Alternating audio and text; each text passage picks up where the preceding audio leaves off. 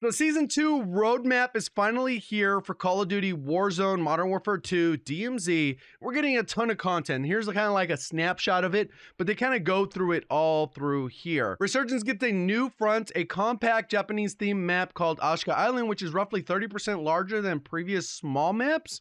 That's kind of interesting. There's only 2 small maps. How could it be? Because those maps were drastically different in size. How could you be 30% larger than both, right? I don't know. Maybe 30% larger than Rebirth Island. So available for all squad sizes, solos, duos, trios, and quads within regular playlist updates throughout the season. Resurgence allows for multiple respawns as long as one squad member stays standing, and that's kind of what they kept, which is solid. In this mode, if a squad member is eliminated while one or more squad members still alive, a countdown will appear beside their name. When the countdown hits 0, we're familiar with that, right? So that works, that they just copy and pasted it. I was hoping they wouldn't like try to reinvent the wheel when it comes to Resurgence. This countdown could be shortened by squad mates if they perform specific in-game actions such as eliminating enemies, which incentivizes aggressive play. The countdown grows longer with each circle, which is kind of how it works, until the final circle's new restore honor. And that one's kind of a cool thing that I think could be interesting. On Ashika Island, it takes incredible courage to return to where you once fell in a battle. Courage that is worthy of some valuable rewards. Oh, this is interesting. Every operator in Ashika Island will drop a dog tag upon death once per match, Resurgence or Battle Royale, which can either be picked up by a squad mate or themselves after redeploying. Doing so grants a small cash bonus reward, as well as a single UAV ping that marks both enemy threats and nearby supply boxes. You get a safe regain. Whether it's finding out who downed the squad mate or getting a head start on building a loadout, choosing to restore honor is a solid strategy for continued survival. You only get one though. That's kind of odd.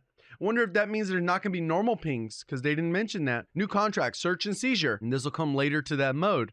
In addition to contracts originally in Battle Royale modes, like Safecracker and Bounty, Ashika Island will have an additional contract called Search and Seizure to take up cash and other in-match rewards. It is expected to go live in season, so we'll get more details on that.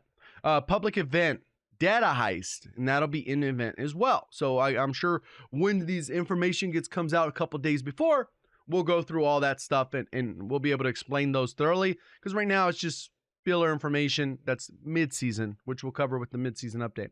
Additional new features. So Season 2 will include several notable changes to Warzone 2, including an updated gulag with the 1v1 duels, changes to armor plate vests, backpacks in Battle Royale, customizable perk packages and loadouts, and more. You can read up these. Okay, they already kind of covered that, and we did cover those.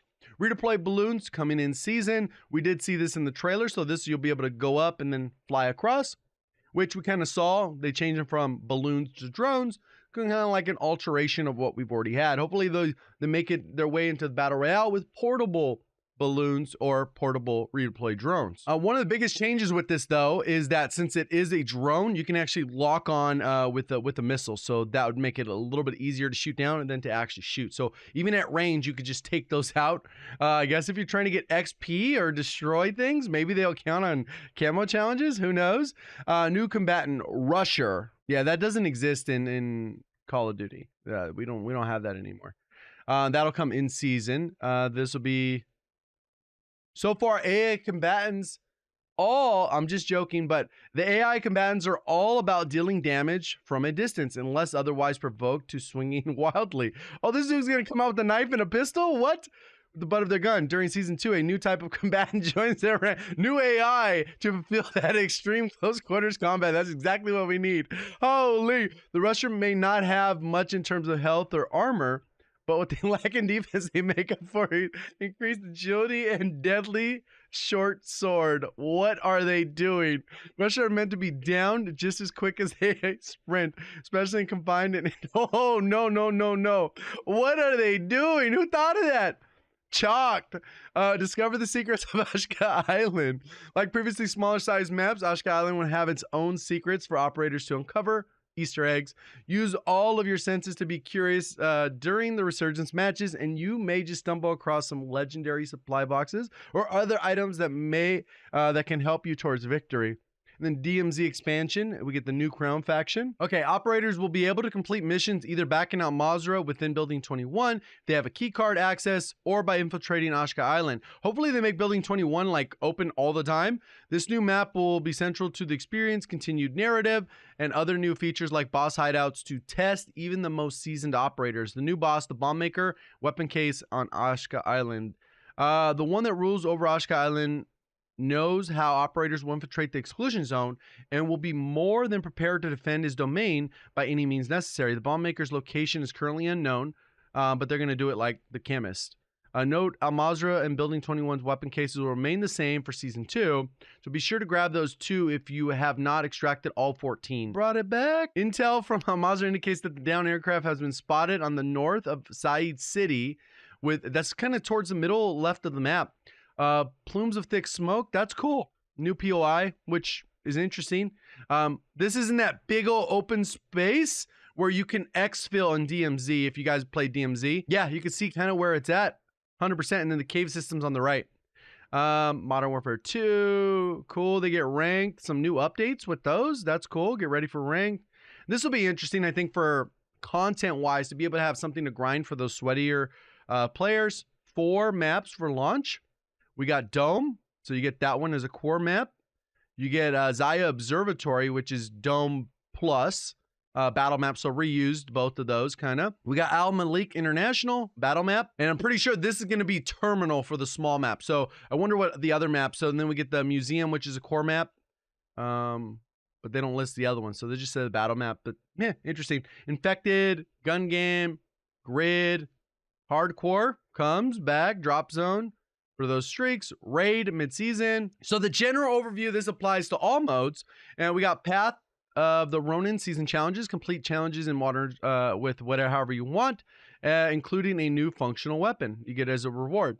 Ronin returns with an arsenal, vanquish your opponents like a true warrior with this new operator, and 5 new weapons during the season, 3 of which will be available for free in the battle pass. That's the most we've ever had in a battle pass. Normally it's the 2, and then you do a challenge. So that is a good amount to do it that way. And then we get the new personal watercraft, which is the jet ski. Cool. So we're going to have challenges for that. And then we get 5 new, 3 in the battle pass. So we get this Hemlock assault rifle, and it's the ISO. It says it's the ISO platform. Interesting. And then we also have the broadside shotgun, which is part of the cast-off platform. So we're going to have a cast-off shotgun. And then we get the dual Kodachis, which are going to be kind of crazy. I don't know how they'll work with this game's movement, but they'll look cool. And then we got the crossbow, which is already in game. This is in the launch window, so probably like, hopefully, right at the start. The first week or something. I don't know. That's kind of weird. And then we got the new craft. All right, so although it's good that we got all this content, they did not really touch on what they're going to do for weapon balancing. So I'm sure we'll get that in patch notes much closer to the actual day. We should get an RPK nerf, Fennec nerf, a few other things, maybe a couple buffs here and there. So we get a little bit of variety and diversity within the top tier viable weapons.